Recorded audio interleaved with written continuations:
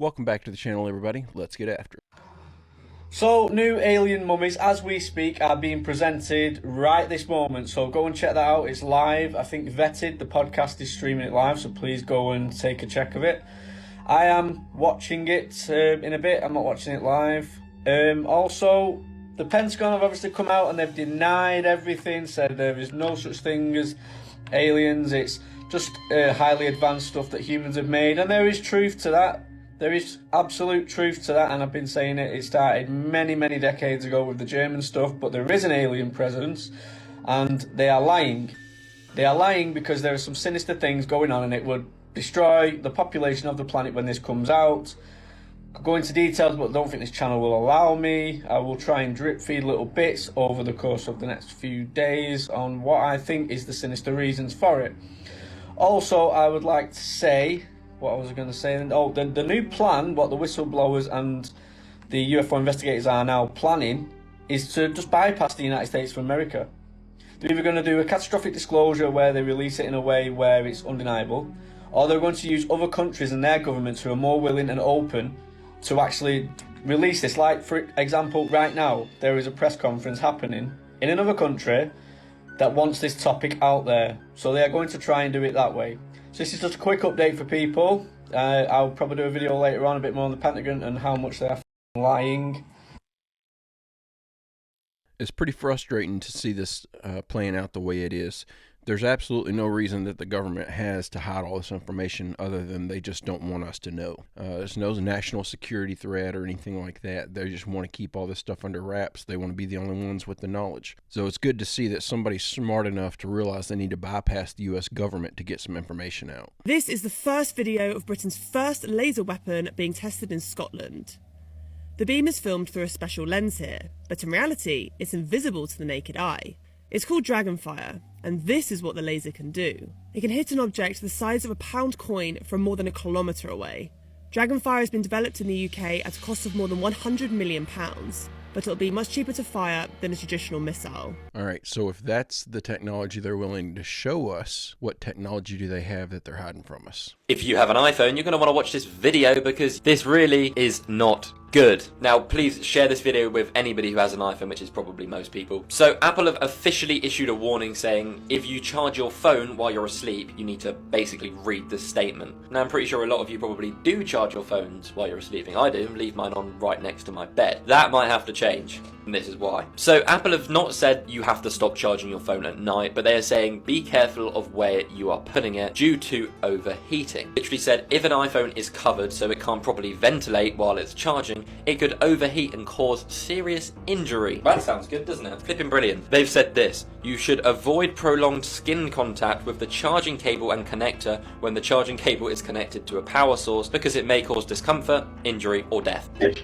Now, they've also said sitting or sleeping on the cable or on the phone is really, really bad and you should never ever do that. Now, I know a lot of you probably do sleep on your phones. I know people that have their phone under their pillow. But if you do have it under your pillow, that is not good because it could blow up in the night and you can say goodbye to your noggin. They also said don't ever sleep on a wireless charger. I'm not going to sleep on a wireless charger, am I? My bed isn't a wireless charger. Oh my god. I swear some of this is just common sense. Like, I probably wouldn't charge my phone and sleep on it. But yeah, I don't know. They've issued this warning. They've said that, you know, be careful, because yeah, there's probably been some idiots out there who have probably left their phone on charge for about 4 days straight, left it under their pillow, and then it's probably blown up. But yeah, hit that follow button and I'll keep you updated. Alright, there you have it. Don't sleep on your iPhone or it might explode.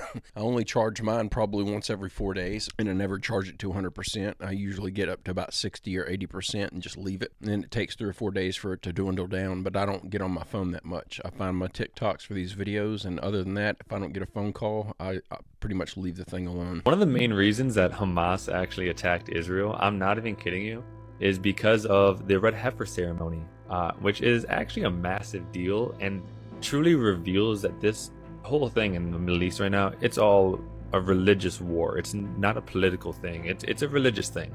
Because so the prophecy that is in Deuteronomy, Numbers, something like that, and that Judaism is going off of, they have a requirement before that they can build the third temple, and that is they must make a sacrifice of a pure red heifer, meaning no blemishes, no white hairs, black hairs, at the age of either 2 years in one day or 3 years in one day. And here's the thing, Israel has been going out of their way to try and find this red heifer, and they were working with American distributors and companies, and so they happened to have found 5 potential candidates last year. And it just so happens that 4 of them are now eligible for the first time since the 9th sacrifice, which was long, thousands of years ago, I think, says that when the 10th sacrifice happens, that will be the final sacrifice. And Israel is now planning on making that ceremony on either March 30th or during this Passover in April, when we also just happen to have a solar eclipse going across America.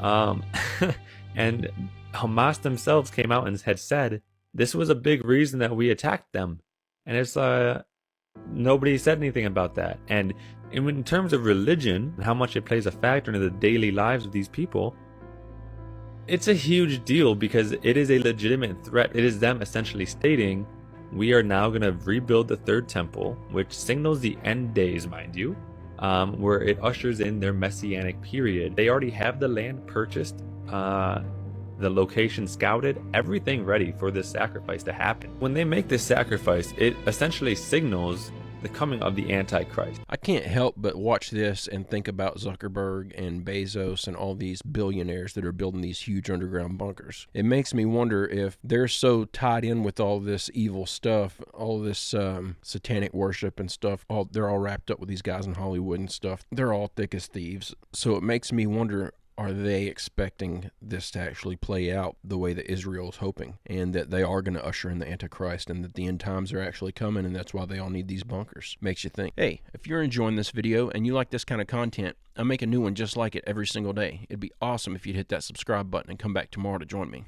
I've seen my fair share of cults, and this one is pretty weird. This cult calls themselves the Cult of Mother God, and it's run by this woman here, Amy Carlson. She calls herself Mother God, creator of the universe, and she pretty much believed that she was being controlled by the spirit of Robin Williams himself, and not only him, but she could also channel information from other celebrities who weren't alive and even were alive, Donald Trump, but yeah, like Steve Irwin, Carrie Fisher, MJ. With everything in her, she believed that all this advice she was giving people was coming from Robin Williams himself. Her parents claimed she was a straight-A student, and sometime between 2000 to 2007, she meets a man named White Eagle as she was frequenting a website called lightworkers.org. She's pretty much convinced she's a divine being by this man, and she leaves her husband, her job, and kids, moves to Colorado with this cult. They'd start posting in 2009 and would call themselves the Galactic Foundation of the Light. Amy's health starts declining very badly to where she starts losing weight. She's down to 103 pounds. And this cult believes that Robin Williams is going to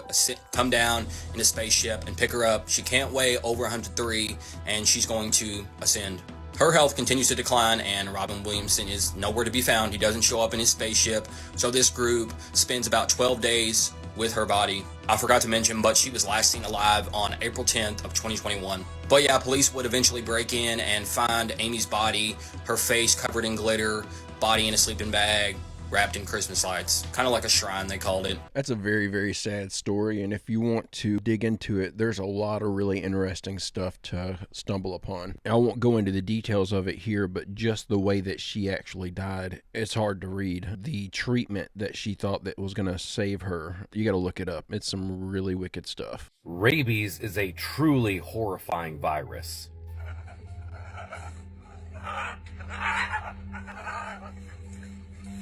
One thing I haven't talked about with rabies, though, is what it does to the body and why it does it. Rabies can only be spread through the saliva of the infected animal. Although it's believed that potentially even an open cut or scrape with the saliva on it could pass it on, you basically have to get bit. When a rabid animal bites another rabid animal, all mammals, by the way, only mammals, the virus will travel up the nervous system into the spinal cord.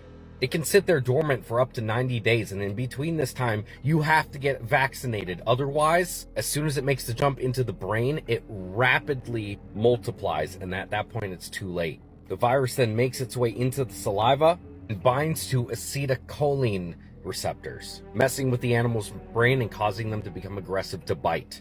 Still not 100% known why it makes the animal aggressive when this happens, but it does.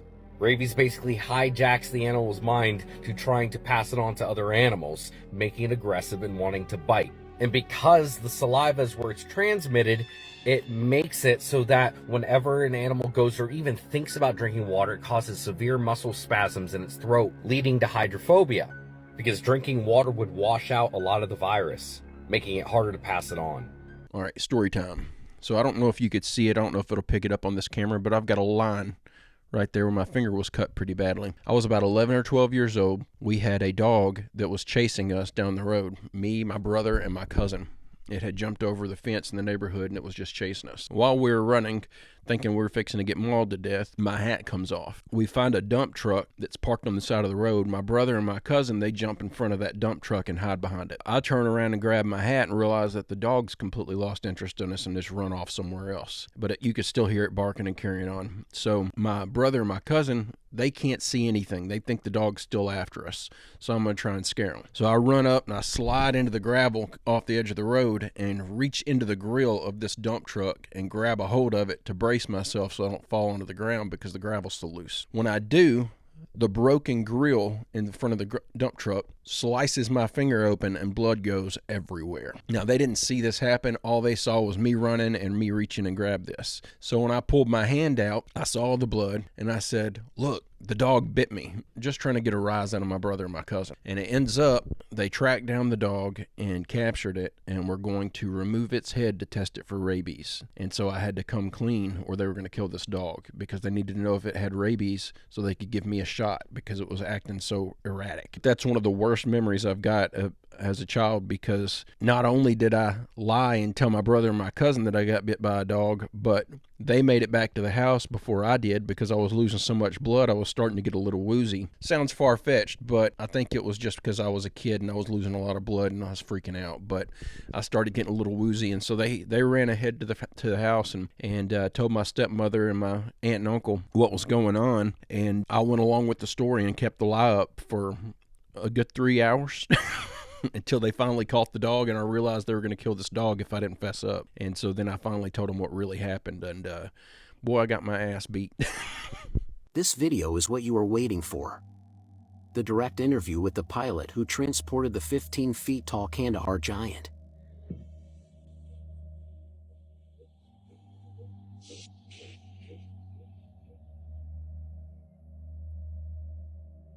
Back in 2005, I was actually stationed or deployed to Qatar. It was a completely normal mission for us. We were not alerted for anything abnormal. It was in the middle of the day. I remember coming into a base in Afghanistan called Bagram. Back in those days, it was pretty austere. It was an old Russian air base that we were using. It's basically built in a bowl in the mountains where you have to stay high right up in the last minute, and then you basically come screaming back down to land. The area to the side of it was called the Valley of Death because during the Soviet days with the Mujahideen, they had fired their rockets into a lot of the helicopters, so you could see all kinds of wrecks and stuff in the valley below, which for the most part I didn't pay attention to because I was a little busy getting the airplane on the ground safely. We landed and basically was told to taxi to the very end of the tarmac. And like I said, it was middle of the day, very hot. I remember that. We opened the doors and unloaded the equipment that we had brought in. And then we were met at the aircraft by what we later on called the babysitters. But they kind of introduced themselves and said, "Hey, no cameras, nobody's taking pictures here. We're moving some high-value stuff." When the load got there, we're very, of course, curious to see what it was, because that's just the way you are when you're told that you're not allowed to have a camera. They say this thing had been dead for maybe a day or two, but it stunk. And when I say stunk, I've smelled dead things before, but this had more of a, I want to say a musky stink, kind of a, not really a decay, but more of a, if somebody hadn't taken a shower in like 10 years type of a musky stink is all I can tell you. And it was basically a dead guy. And this guy was extremely large. And when I say large, Our pallets are basically, if I remember correctly, about 9 by 12 feet or so. This guy was laying in a fetal position on the pallet. He filled the pallet. We estimated his size at approximately 12 to 10 feet tall. I did see his skin color. I was expecting somebody of more Arabic descent, being in Afghanistan and all. I know he was dead, but he was very pale, very white. Another thing that us and the rest of the crew did was we took our feet. He was in a fetal position, so you could take your feet and put it kind of, you could see where his feet were there, and they were wrapped up. He did not have shoes on, but he had looked like he was wrapping them in some kind of a canvas type stuff. But we were sticking our feet up next to his feet, and his feet were extremely big. We know that the standard weight on one of those pallets is about 1,500 pounds, and I do remember that the loadmaster did the weights, and it was around 1,100 pound guy. The pallet sits on dunnage. You know what dunnage is? It's basically like railroad ties so that you can get a forklift underneath it and pick it up. So it was on dunnage, and basic dunnage is like maybe a 4x4. And then the pallet is, say, yay thick. It's actually aluminum and balsa wood. And this guy, I mean, laying down was very, very wide. I mean, and he was, like I said, he's in a fetal position, and you go up and you hit it, and of course he's under a tarp and all that, I understand that, but he was a dense guy. We questioned the babysitters and, hey, where'd you get this guy? And some of the Army guys there with him relayed to us that this guy had, I guess, been living up in the mountains next to a village where the villagers basically treated him like a god. I did infer that they were making sacrifices to this guy because they said they found bones of people.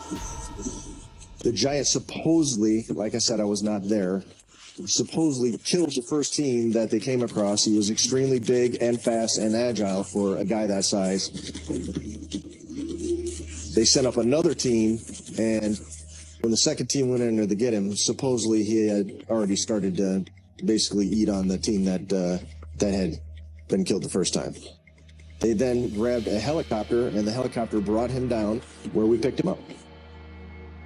After we loaded the Giant, it was just a standard mission back. We took him all the way back to LUD in Qatar, where he was transloaded onto another airplane. I believe it was a C-17.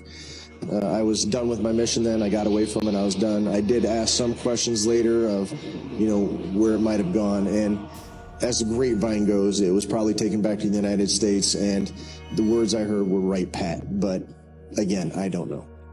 Can you imagine if that's real? Just think about it. We are here in the United States living our daily lives, going about it like, it's just present day times. And there are people in the world that are living like they're still in Lord of the Rings, offering sacrifices to a giant so that it doesn't come down at night and eat everybody. That's just mind blowing. If this guy's depiction is true, if he is really who he says he is and all this stuff really happened, it's absolutely mind blowing. I can sit here and I can drag out a blackboard and show you mathematically this body, Earth, does not have the gravitational mass to capture a moon that big and hold it. And then not only hold it in a tidal lock. There's also, if you would check with Cherokee and the Hopi Indians, they have history, before white man ever showed up, of moonless nights, meaning the moon wasn't there. Then there's Neil Armstrong and all his stuff. They put seismographs and plotters on the moon. That was the first thing they set out in their instruments. Then they got up and fired the upper section back into the moon. When it crashed, the moon resonated like a bell. Native Americans have tales and folklore of when the moon wasn't yet in the sky. That's absolutely insane. For one thing, I'd be extremely curious to see what it would look like at night if there were no moon to reflect the sun's light back to us, if that's how it works. But second, imagine if you were alive at the point where the moon went from not being there to suddenly there and witnessing that. Because if it was some sort of like an alien installation, then you would have been able to watch them place the moon in its location. And I highly doubt it would have been like something that took 5 minutes. It probably took them a long time to get it in just the right spot and totally lock it and all this stuff and get it all set up. Imagine being alive thousands of years ago and you're still a hunter-gatherer and you look up and someone's installing the moon. It's just wild to think about. Doing this is a ho-ho horrible idea. Money! This right here is a big no-no, and even though it doesn't look like it, doing this could end your life. This is a video that I was recently tagged in showing this guy using compressed air and blowing it against this guy's bald head. Obviously, we can see this air moving his skin around, and at surface level this might not seem like a very big deal, but in reality it is. Air compressors have a variety of different uses. For example, when I was taking shop class in high school, we would use them to blow the wood shavings across the floor and get them into a pile to easily clean up. But one thing that my shop teacher was very adamant about when using the air compressor is to never point it at somebody else and don't point it against your skin. This is because by blowing it against your skin, if you have any small cuts or openings, air can actually enter your bloodstream and cause something known as an air embolism. These air pockets can then travel to the lungs, brain, or heart, causing stroke-like symptoms, and in certain cases that are severe enough, death. With that being said, this doesn't mean that if you do this, it's going to happen, but there's still a chance and it's just not worth the risk. This is actually 100% true, and I put this in here as a warning because I've actually seen people get fired for playing with the air compressor. It's just so dangerous, and most people are just completely unaware. It's one of those things that it should be common knowledge. Hey, so I hate to be the bearer of bad news, but the federal government just said that they're going to be spying on you playing video games to combat extremism. It seems the FBI and the Department of Homeland Security are going to be partnering with gaming companies to fight extremist gamers. Sorry, Call of Duty fans. The Government Accountability Office says that the FBI and DHS should use the same strategy that allowed them to police extremism on social media to regulate the gaming industry. And the Anti-Defamation League, super reputable, says that 20% of adult gamers and 15% of kids playing games report being exposed to white supremacy while gaming. What constitutes extremism, you may ask? Racially or ethnically motivated violence, anti-government or anti-authority sentiments, animal rights or environmental extremism, if you're pro-life, apparently, and all other domestic terrorism threats, which the FBI has already said includes going to church on Sunday. This is super constitutional. Man, this is super frustrating.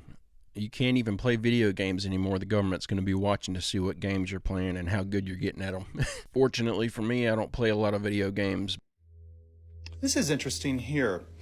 In Cambodia, there is this carving that's on a temple that's approximately 900 years old, and it looks like a dinosaur. And the thing is that we haven't known what dinosaurs looked like until the early 1800s. All right, over here we have the Ica stones from Peru, Ica, Peru. And what's interesting about these is, and the controversy is that the rocks have dinosaurs on them. These are allegedly hundreds of years old. Here we've got one dated at 700 AD, and the problem with that is that there should be no dinosaurs depicted on anything prior to 1840, when we constructed and started to begin to understand what they looked like, unless people actually saw dinosaurs and then etched their figures on these stones. Did they have knowledge of dinosaurs? Did dinosaurs rule with humans? Well, from a creationist perspective, yes. From an evolutionary perspective, no, they're separated by about 60 million or more years. So not only did they have photos or like representations of these dinosaurs, but they had carving of a dinosaur being ridden by somebody. If that right there is not a huge piece of evidence that points in the direction that we existed at the same time as dinosaurs, then you're just not wanting to see it. You can't even look at that and say, oh, maybe it's this animal or that animal. Like, it doesn't look like anything except for a dinosaur, a long neck. I know that's not, I know that's what they call them in the land before time. I don't remember the actual technical term for that dinosaur. Guys, I'm going to go ahead and leave this video here. Sorry if it was a little shorter. I've got some stuff I've got to get to today, but I didn't want to leave y'all with no videos, so I went ahead and filmed what I could. I want to say there's been a lot of work in the backgrounds going on, working on our podcast. We got all of our equipment and everything. We're setting up our space right now. It is going to be multi-part episodes where we do deep dives on particular subjects, and our first topic is going to be on Dolores Cannon, and I'm so excited to get into it. I just wanted to let everybody know that that's coming. I hope you guys are as excited about watching it as I am about making it, but I don't have an ETA yet on when the podcast will launch. But I do know I can say within the next month, I'll be able to give you a definitive date on when the first episode will drop. I'm going to go ahead and leave it there. I hope everyone has a great, safe, fantastic rest of your Wednesday, and I will see you tomorrow.